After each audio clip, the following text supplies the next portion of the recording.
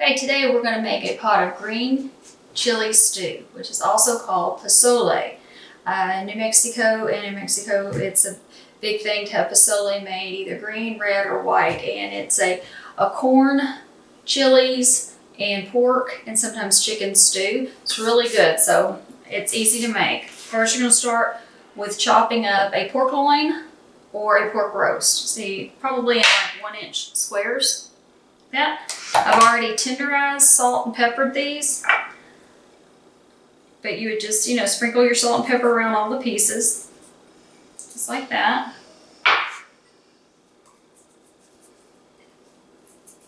And then you're going to coat the pork with just a little bit of white flour, all-purpose flour.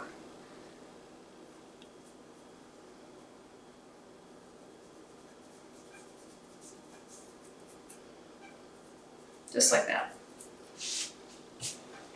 In the meantime, you're going to take some olive oil and you're going to splash it in this is a 12-inch skillet. I usually use cast iron, but it's busy making a cobbler at the moment, so we're going to use a stainless steel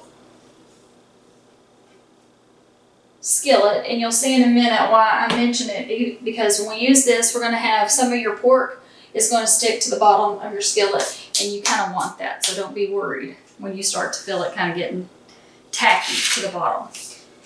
In a stock pot, one about this size, because this whole thing will be full of stew with this recipe, so you're going to have a lot. What you're going to do is you're going to sprinkle a little bit more olive oil at the bottom of your pot, just enough to kind of coat the bottom. And you're going to put it on the burner, about medium-high heat. Both of them are about medium-high. Now, as that heats up, I'm going to talk to you a little bit about what I've already got prepared.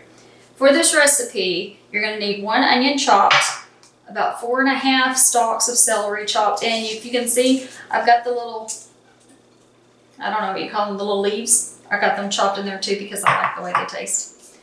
You have your chopped garlic, a couple of cans of green chilies. These are mild, and this is about the medium-sized cans. They make littler ones, and they make this size. It's up to you how much you use. I even have 4 cans out here today because I will probably add an extra can because I like it kind of spicy. So, posole, which is hominy for us. I don't know if y'all have ever saw hominy before, but anyway, it's corn that's been boiled and it kind of puffs up. So you can get hominy in yellow and you can get hominy in white, and it doesn't matter, either or is fine. The other ingredient you want is cumin. Cumin is what's going to give it that real spicy taste, kind of like an enchilada taste to your soup. This is about 1.5 tablespoons. You can use more if you want to. Then we have poultry seasoning.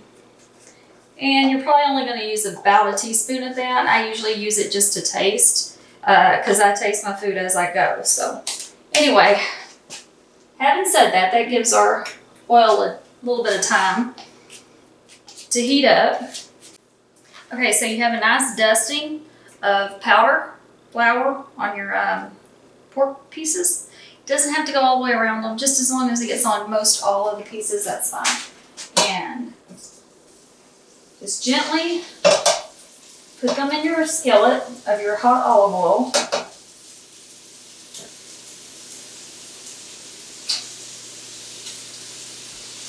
I try to sprinkle them around so that I have one layer across the bottom instead of them being on top of each other. I'll cut that heat down just a hair. In your other stock pot, it's now warm. You're going to take your chopped onion. If you hear it sizzling that hard, like I hear it, cut it down to about medium low.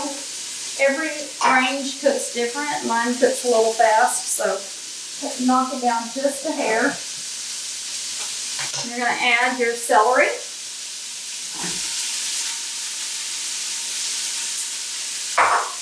Give that a turn. What you're doing here is you're making sure that you're cooking your celery and your onions so they get almost transparent. You want them to become softer and tender and clearer in color than they are when they start.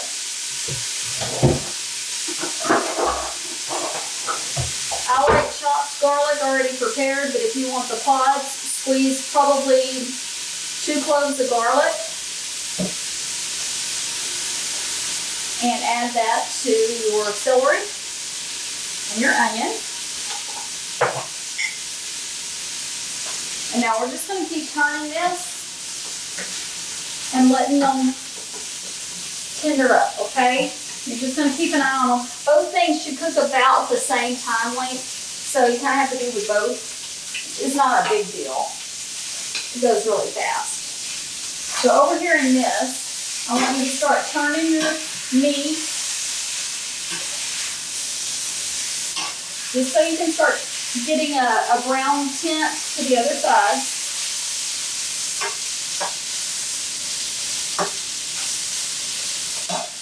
At this point, I put a lid on the meat to cook it through just a little bit. And you're only going to be cooking your meat like maybe 3 or 4 minutes per side. So you're not cooking it all the way through. It will be pink in the middle, but you will understand after you cook this soup for 30 or 45 minutes, it's going to continue cooking that pork, so you're good. But right now we just want a nice golden look to some sides of the pork. The rest of the pork can look white. So we'll keep doing that and we'll be right back. Okay, it's been about 5 minutes and our celery and our onions are kind of transparent. As you can see, I know the smoke's everywhere. Just trust me, they are. And your pork looks about like this. You can see that. Kind of looks like little fried pork chops. And what you're going to do is you're going to transfer these pork pieces into your stock pot. I usually just pour them, but that's when I'm not filming and I don't care that they fly everywhere and I have to throw some of them away. But today we're going to be a little more careful. I'm going to transfer all the pieces onto your celery and your onion.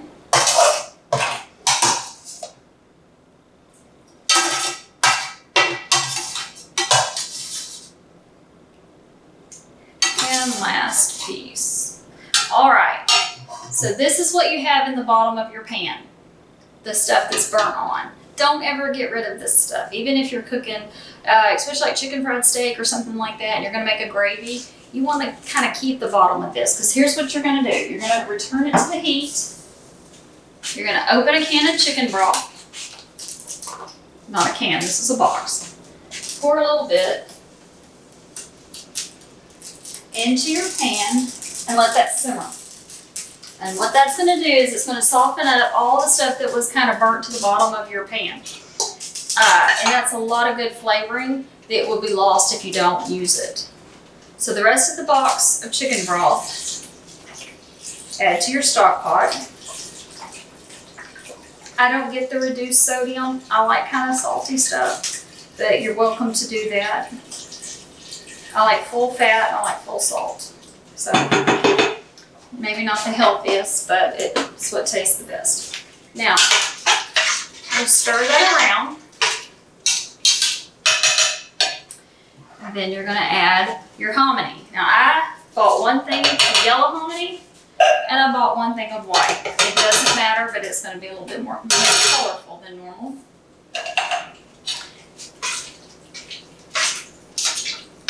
If you're from the South, hominy is a big food. I don't know what it's like in the North, but we eat it down here a lot. Okay, green chili, both cans.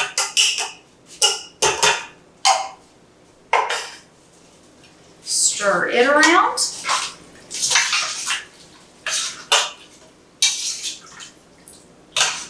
Now we're going to check on our bits of pork back here. What you want to do is take your whisk. And once the chicken broth starts to get hot and it starts to soften all these drippings, just scrape the bottom of your pan to help release the drippings and the flour and the bits of pork up into your chicken broth because we're going to add that to our soup.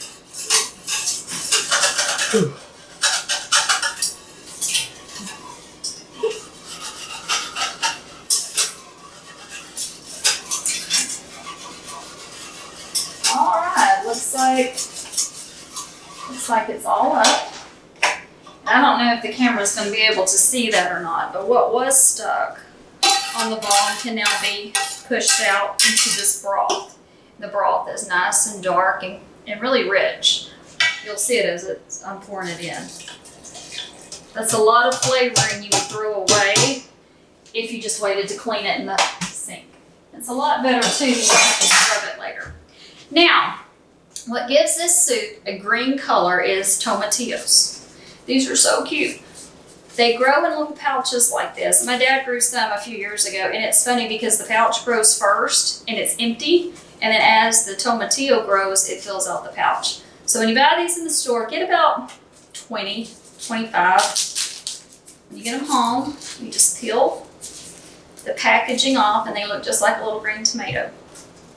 And they're so cute. Sometimes you get them home and you realize that they didn't fully form and you have a teeny tiny one inside. So try to fill them at the store to make sure they're full in their pouches. But that's what they look like. And this was about 20 tomatillos, and I chopped them up. You don't have to go smaller than that because they're going to cook down. All the little seeds in the inside, they're going to go in your soup. All right. So now let's stir that around.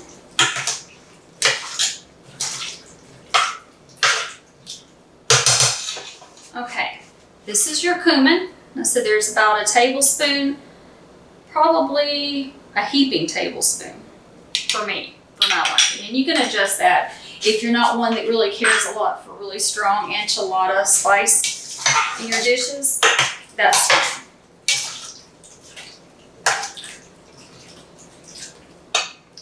This is a teaspoon of granulated garlic, or garlic powder, either one. And this is poultry season. And I'm going to use about a teaspoon to a teaspoon and a half of that.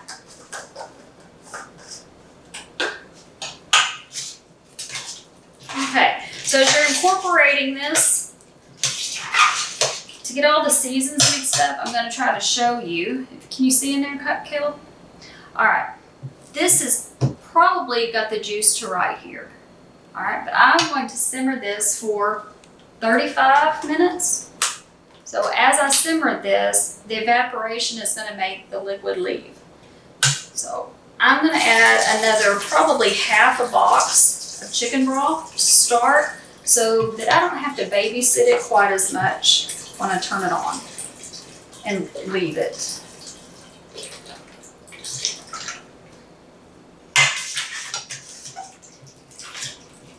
Okay. Now, the liquid is probably about right here on the inside of my pot. I'm going to put it on the stove. Turn to about medium. We're going to wait 30 to 35 minutes. We're going to stir occasionally. Don't get nervous if it sticks to the bottom. Transfer it to another stock pot. Don't try to scrape it off the bottom. Just keep coming back in about probably every 5 to 10 minutes. Stir it a little bit. And you're going to see how it's going to start cooking that broth down. And that's what you want. And as it starts cooking it down, you can kind of start tasting it. And that will tell you whether you want to add a little bit more salt, a little bit more pepper, if you're good, or if you like a little bit more garlic, or at that point, even some more cumin or poultry season. It's all up to you. So we'll see you back here in about 30 minutes. Okay. Lest we forget, there's chopped potatoes. Not all recipes call for chopped potatoes and pozole. I like to put them in because it makes it more like a stew and it goes further. So we're going to incorporate these potatoes. Probably 5 medium-sized potatoes, peeled and chopped. And they're chopped to probably like 1 inch by 1 inch. And they are going to cook down too as this stews. They're going to help break down and go into to make a little bit of a thicker broth, right? Almost forgot. So I'll show you what that looks like. Potatoes are in there. This is this full, so you're gonna have a lot of stew. Now we'll be back in 35 minutes and we'll show you what it looks like. Okay, we're back. It's been about 40 minutes of simmering and stirring, and I know it's tough to see, especially with all the steam, but our juice has cooked down quite a bit, and I'm gonna scoop some up here for you to see. So you see the broth turns green as well. A green chili stew, that's why I'm right. So what you want to serve it with is some chopped fresh cilantro. This really makes it taste really good. Don't try to not use it. Even people who don't like cilantro like the flavor of the soup better with it than without. And you're going to squirt a lime. Whoop, and that squirted me. Squirt a lime. And I like to put a little sour cream on the top of mine, and that just melts right into your broth and it just thickens your broth up even more. So if you don't like sour cream, you can omit it, but it's really pretty good. And then we're going to sprinkle a little bit of pico de gallo on top of that and serve with some warm tortillas, and that's what it looks like.